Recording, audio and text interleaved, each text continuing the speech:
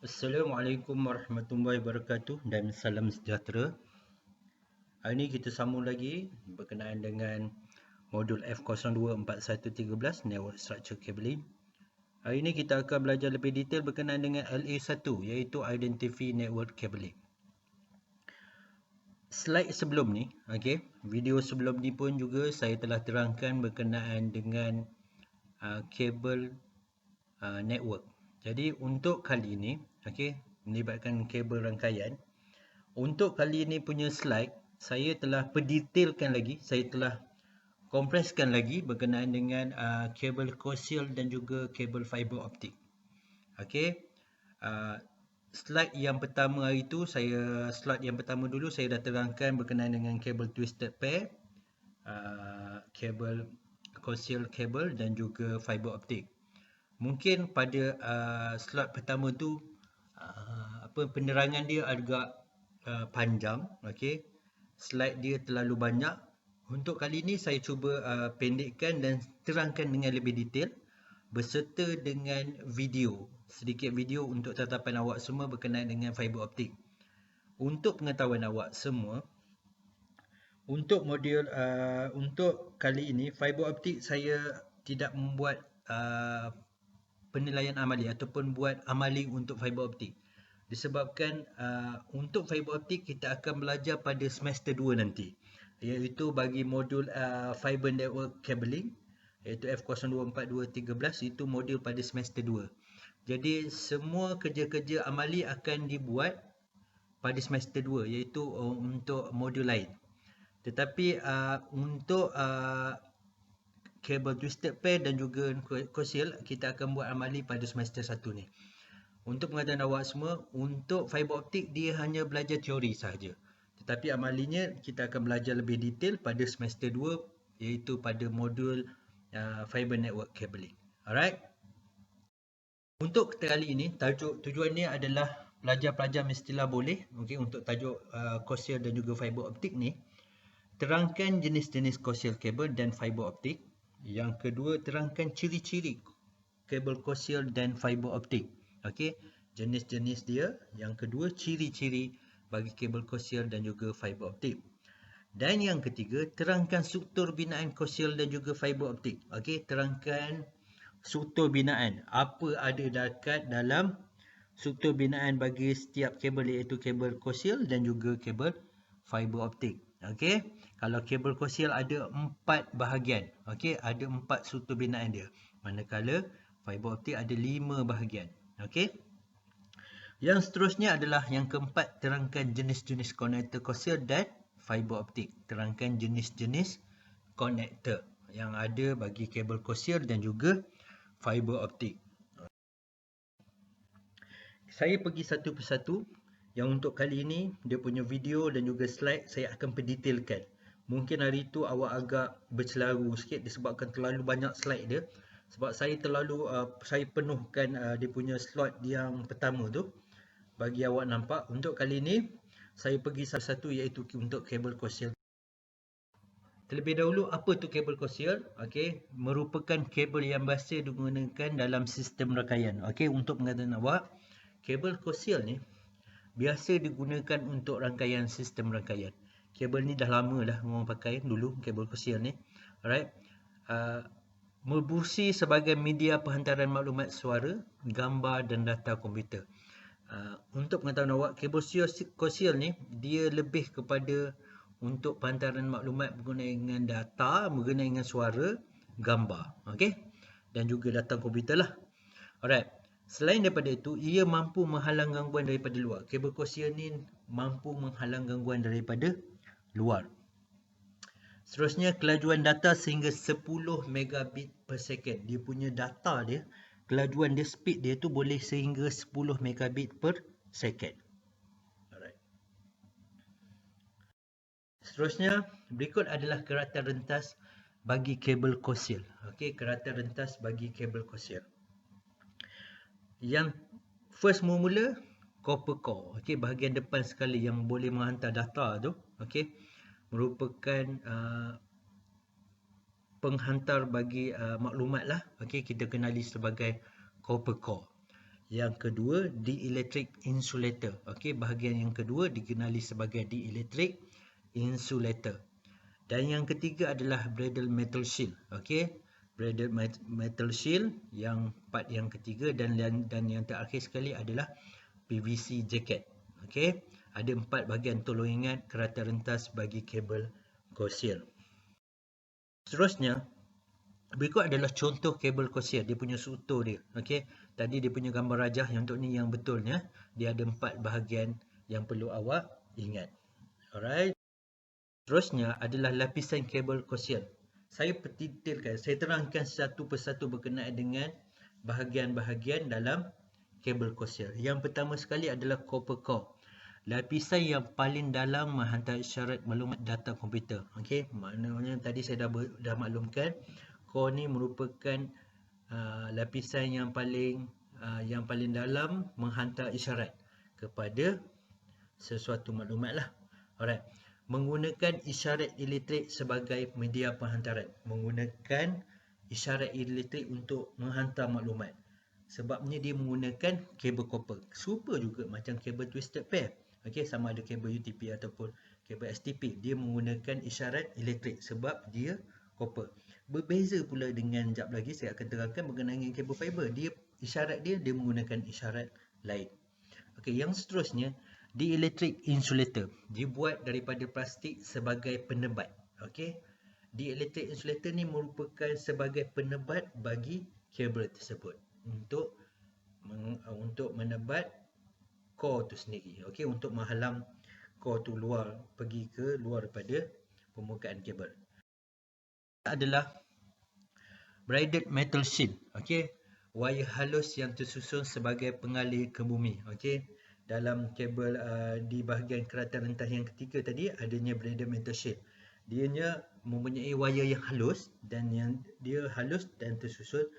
Jadi bila kita buat proses membuang jaket, okey, perkara ini kita kena pentinglah sebabnya takut wayar dia terputus. Jadi perlu berhati-hati. Okey. Selain daripada itu, braided metal shield ni kegunaan dia adalah menyekat gangguan luas seperti EMI, iaitu electromagnetic interference, alright, dan RFI, iaitu radio frequency interference. Okey, dia menyekat gangguan dua ni lah, iaitu EMI dan juga RFI. Selain yang seterusnya adalah jaket. Lapisan yang paling luar diperbuat daripada PVC. Okey, dia campuran daripada Teflon ataupun polyethylene. Okey, dia jaket biasanya untuk kabel coaxial ni dia berbuat daripada PVC lah. Majoriti semua buat daripada PVC. Dan selain daripada itu, dia digunakan sebagai melindungi kabel daripada rosak. Okey, untuk permukaan kabel tersebut. Alright. Ciri-ciri kabel coaxial. Yang pertama, membawa kapasiti medium 1 megabit per second hingga 10 megabit per second. Dia boleh membawa kapasiti sehingga, iaitu dari 1 megabit per second sehingga 10 megabit per second.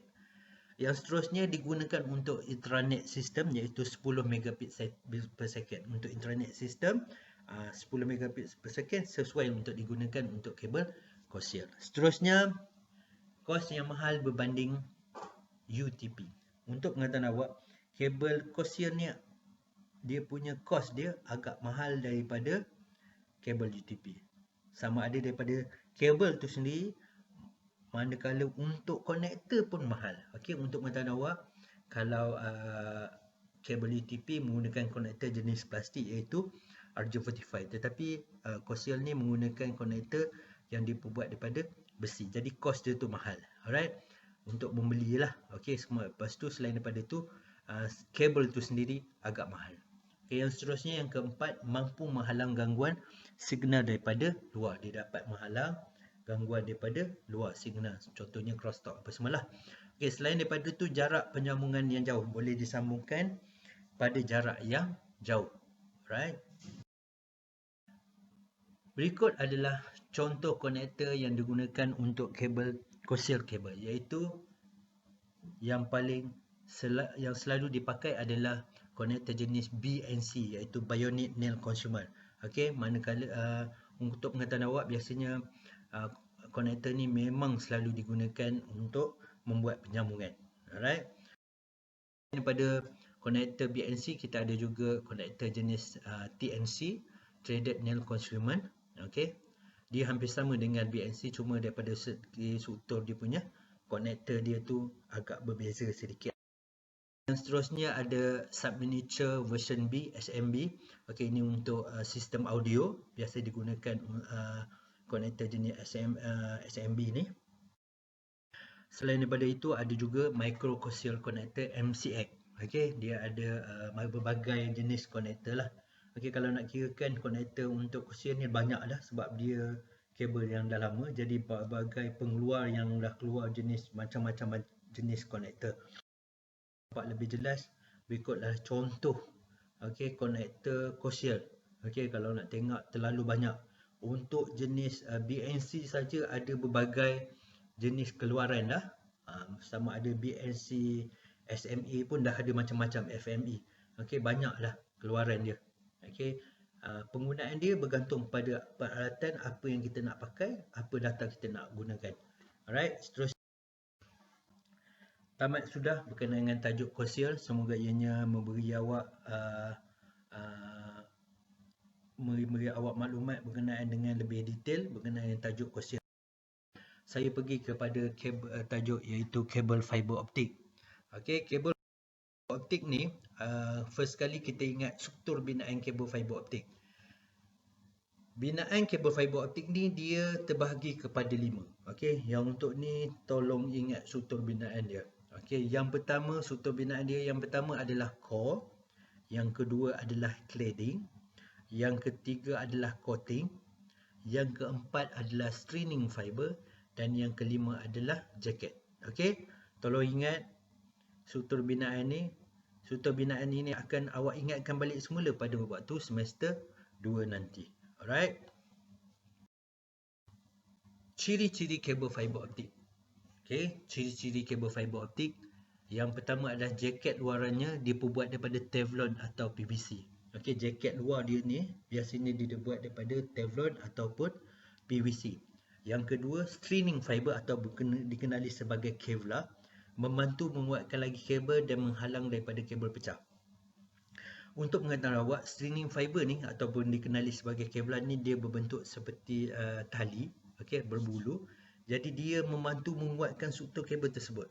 Kevlar tu sendiri pun dah ataupun stringing fiber tu pun sendiri dah memang struktur dia memang dah kuat, dan dia membantu menguatkan lagi struktur kabel tu daripada pecah. Seterusnya, ciri yang ketiga adalah kabel disalut plastik sebagai cushion untuk tengah fiber. Biasanya kabel yang digunakan untuk yang ada plastik di tengah-tengahnya adalah kabel outdoor, kabel di luar bangunan, kita di luar kawasan, maknanya biasanya dia di tengah-tengahnya terdapatnya cushion ataupun plastik sebagai untuk protect kabel tersebut lah, makna protect core tu. Bahagian tengah core diperbuat daripada kaca ataupun plastik. Okey, maknanya core dia ni biasanya dia diperbuat daripada kaca ataupun plastik. Jadi kalau dia menggunakan kaca agak bahayalah. Jadi untuk pengetahuan awak, bila sebut saja berkenaan dengan fiber ni, berkenaan yang first kali kita perlu ingat adalah safety. Okey, sebabnya core ni biasanya kalau dia berbuat daripada kaca ataupun plastik ni, dia takut pantul, dia takut dia patah dan pergi ke mata awak. Alright, ataupun tercocok pada tangan. Seterusnya, kita pergi kepada ciri-ciri kabel fiber ni satu persatu bahagian struktur binaan. Yang pertama iaitu core, berada pada kedudukan tengah kabel fiber di mana cahaya dihantar melaluinya. Maknanya core lah yang paling utama sekali. Maknanya core ni dibuat daripada kaca, jadi dialah yang hantar maklumat ataupun data melalui cahaya. Okey, diameternya adalah 2 mikrometer hingga 50 mikrometer. Maknanya dia punya diameter ukuran dia 2 mikrometer hingga 50 mikrometer. Maknanya haluslah. Okey, yang seterusnya adalah cladding. Di lapisan luar gentian optik, di mana ia berfungsi untuk memandu cahaya yang melalui core serta melindungi core. Okey, maknanya fungsi cladding ni adalah untuk memandu. Okey, memandu arah cahaya yang melalui core, serta dia ni protect core tu sendiri. Okey, dia ada dua lah. Maknanya satu dia untuk memandu, dan yang keduanya adalah untuk lindung core tu sendiri. Seterusnya adalah coating ataupun buffer coating ataupun primary coating kita panggil dia. Selubung plastik yang bertujuan melindungi serat dari kerosakan yang diakibatkan dari lengkungan kabel dan gangguan luar, misalnya kelembapan. Maknanya coating ni berfungsi mengelakkan daripada kerosakan apabila kabel tu melengkung. Okey, melengkung dan dia juga mengelakkan daripada kelembapan pada kabel tersebut. Okey, mengelakkan daripada kelembapan pada kabel tersebut. Alright, yang seterusnya adalah stringing fiber ataupun Kevlar yang saya cakap tadi berbentuk tali, membantu menguat dan menghalang daripada patah. Okey, mengelakkan daripada patah adanya stringing fiber ni lah. Okey, yang seterusnya adalah kabel jacket, pelindung yang menjaga kabel dari gangguan luar yang menyebabkan kerosakan pada bahagian core. Dia melindung kabel dan dari gangguan luar, maknanya daripada kerosakan daripada luar. Okey, elemen dalam sistem gentian optik. Okey, dalam sistem gentian optik ni terdapat 3 elemen dalam sistem gentian optik. Yang pertama sekali adalah pemancar ataupun sumber cahaya. Daripada mana kita dapat? Okey, menggunakan apa kita dapat untuk dapat sumber cahaya? Okey, sama ada cahaya tu dapat daripada laser ataupun diode LED. Okey, light emitting diode. Jadi yang kedua, gentian optik. Okey, dah lalu ada pemancar, sumber cahaya dah ada, dia kena ada gentian optik. Yang ketiga adalah penerima. Okey, pengesan cahaya dekat mana nak terima tu. Kita dah pancar, lepas tu kita melalui fiber, lepas tu penerimanya adalah kena adalah, maknanya untuk pengesan cahaya ataupun dikenali sebagai receive. Bila ada transmit, mesti ada receive kan? Bila kita hantar, mesti ada penerima. Di tengah-tengahnya ada gentian optik. Alright. Seterusnya, apa kegunaan kabel fiber optik ni? Okey, kat mana biasa kita pakai? Kalau kita tengok dekat iklan, ada tajuk dia tulis fiber. Fiber bukan fiber untuk makan ni, untuk fiber untuk syarikat-syarikat telekomunikasi. Yang hari tu banyaknya iklan tunjuk fiber telekom, syarikat telekomunikasi ni, sekian-sekian company. Okey, selain daripada syarikat telekomunikasi, dekat mana lagi dia pakai? Dekat tempat belajar, untuk jaga kesesakan lalu lintas, untuk jaga keselamatan bangunan, dekat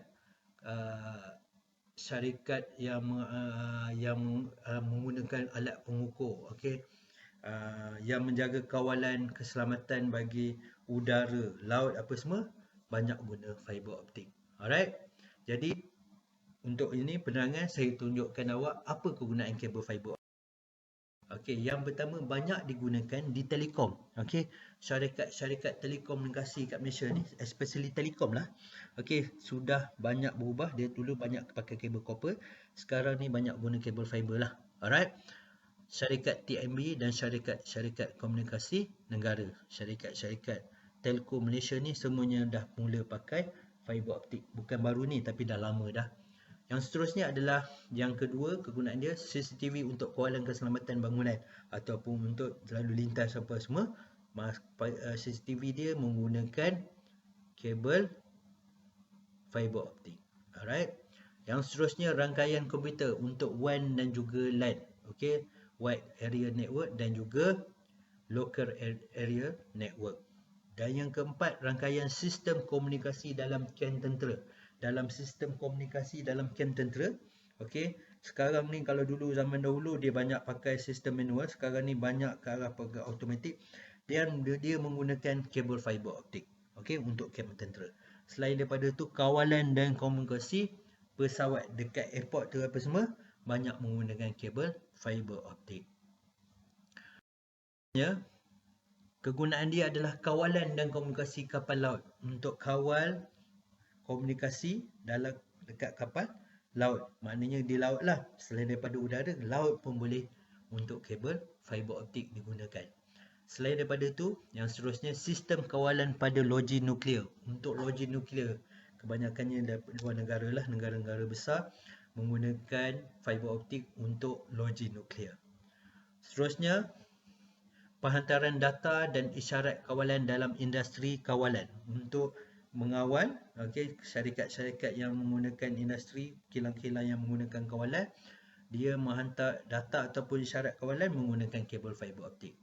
Seterusnya, sambungan antara monitor dengan alat pengukuran di kilang atau pemakmal. Dekat kilang atau pemakmal, alat pengukur tu sendiri, dia sambungkan pada monitor, dia menggunakan kabel fiber optik. Itu kegunaan kabel fiber optik pada masa kini lah. Seterusnya, jenis-jenis kabel fiber optik. Jenis-jenis kabel fiber optik itu terbahagi kepada dua. Ada dua jenis. Sebelum kita masuk kepada jenis tu, kita lebih dahulu kita kena kenal apa itu mode. Mode merupakan satu bentuk pergerakan medan elektromagnetik. Macam mana keadaan pergerakan medan elektromagnet tu bergerak dalam satu kabel.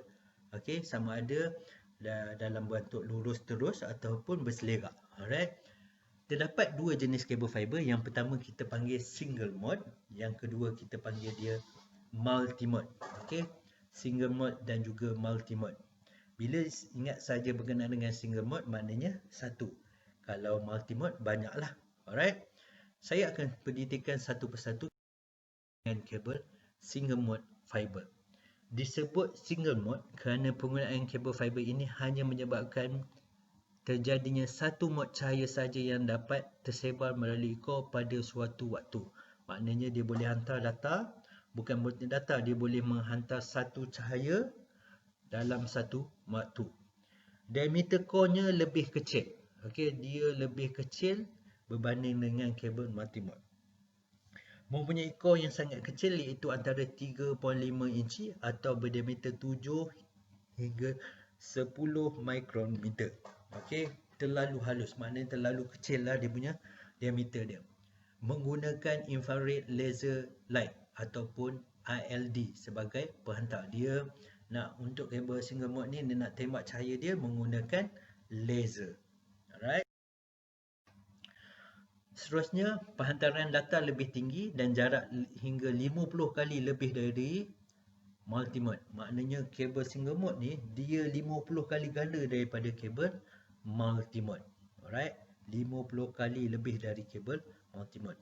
Mempunyai wavelength ataupun panjang gelombang antara 1300 nanometer dan 1550 nanometer. Dia punya panjang gelombang tu. Maknanya panjang gelombang tu antara 1300 hingga 1550 nanometer dia punya panjang.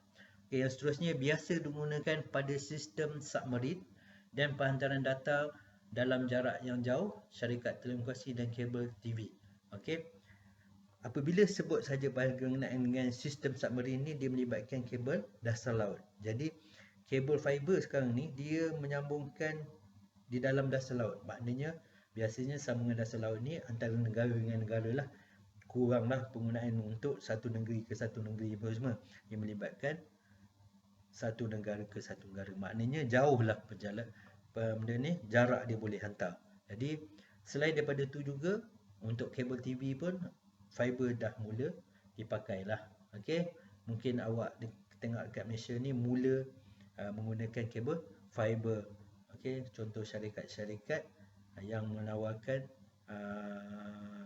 siaran TV.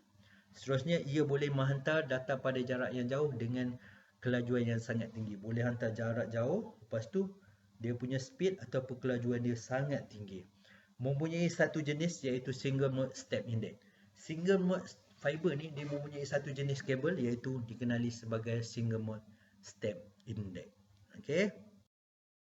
Seterusnya adalah struktur binaan bagi single mode fiber, iaitu dia punya laluan signal dia, di mana kalau awak tengok tu yang berwarna merah tu adalah laluan dia. Maknanya dia lalu satu arah saja, maknanya lalu satu saja di dalam satu core.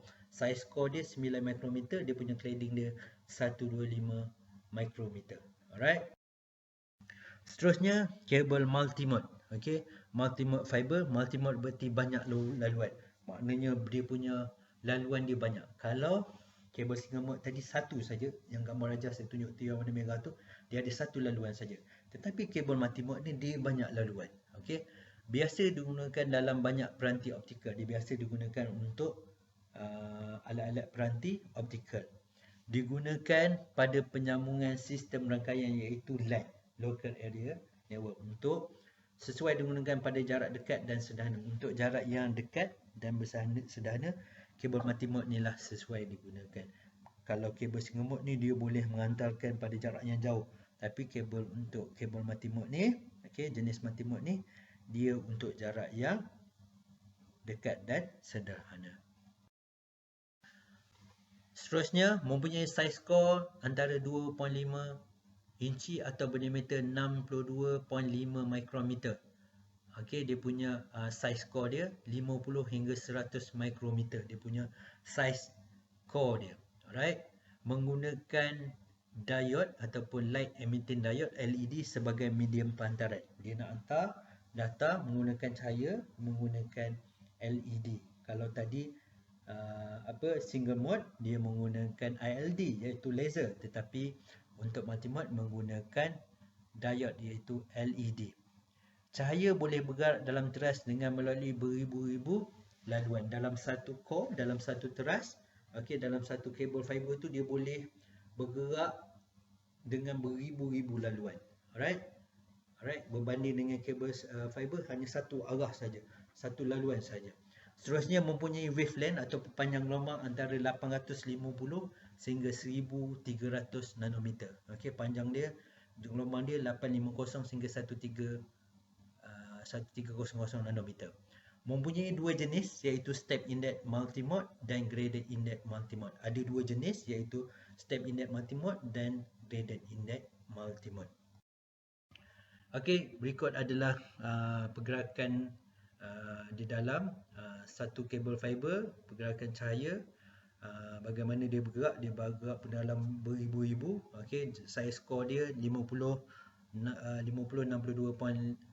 mikrometer, dia punya cladding dia 125 mikrometer. Okey, seterusnya kita pergi kepada konektor fiber optik. Okey, konektor fiber optik ni antara yang biasa kita pakai, yang pertama sekali adalah ST connector ataupun straight tip connector. Konektor ini mirip BNC, Bionic Nail Consumer, yang berbentuk seperti bayonet berkunci. Bentuk dia ni hampir sama macam konektor coaxial, iaitu kabel konektor BNC. Okey, tetapi saiz dia lebih kecil dan ada lock dia berkunci. Sesuai digunakan pada kabel jenis single mode dan juga multi mode. Maknanya sesuai untuk digunakan pada dua-dua kabel, iaitu kabel single mode dan juga multi mode. Mudah untuk dipasang dan dicabut. Okey, dia mudah untuk dipasang dan dicabut. Okey, dekat bawah tu ada gambar rajah, gambar bagi ST connector. Okey, yang seterusnya adalah FC connector, ferro connector, digunakan untuk kabel single mode dengan ketetapan yang sangat tinggi dalam menghubungkan kabel dengan transmitter dan receiver. Okey, dia FC ni sesuai untuk digunakan untuk kabel jenis single mode sahaja. Seterusnya adalah LC connector, iaitu lucent connector, berukuran sekitar setengah ukuran konektor SC. Okey, dia lebih kecil daripada konektor SC. Konektor SC digunakan untuk penyebaran dengan kepadatan tinggi di mana beberapa serat berhenti di dalam ruang tertutup. Alright. Konektor SC dapat digunakan dengan kabel single mode dan multi mode. Kabel konektor LC ni digunakan untuk kedua-dua kabel, iaitu boleh kita pakai single mode dan juga multi mode. Ada sedikit kekurangan, dia mempunyai loss sebesar 0.25 desibel. Okey, dia punya loss dia 0.25 desibel. Desibel adalah unit bagi fiber optik. Okey, dB, desibel. Okay. Ada lagi contoh konektor fiber optik. Okey, yang seterusnya adalah konektor jenis MU konektor ataupun miniature konektor. Okey, dia ada berbagai saiz lah. Okey, MU with 2.0 mm cable boot, MU 1.0 fiber boot. Okey, dia ada macam-macam lah. Okey, kalau nak cerita teknologi fiber optik ni dah mula laju dan semakin laju, dan pengeluaran konektor ni semakin banyak lah.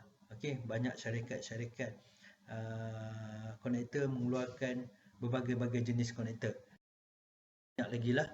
jenis konektor lain contohnya jenis konektor B-Connect, konektor D4, konektor SMA, konektor TST duplex, konektor MTRJ, konektor DIMM, konektor E2000.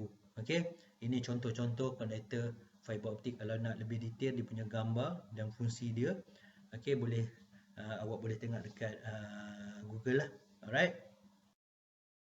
Jadi tamat sudah berkenaan dengan fiber optic cable. Jadi untuk nampak lagi jelas, okey, menampakkan lagi jelas, saya sediakan sedikit video untuk tetapan awak semua. Okey, video ni saya ambil dekat YouTube. Okey, dia nampak sungguh cantik. Lepas tu dia punya penerangan dia, bukanlah penerangan, dia punya gambar pun agak detail lah. Okey, semoga ianya memberi manfaat kepada awak semua. Okay.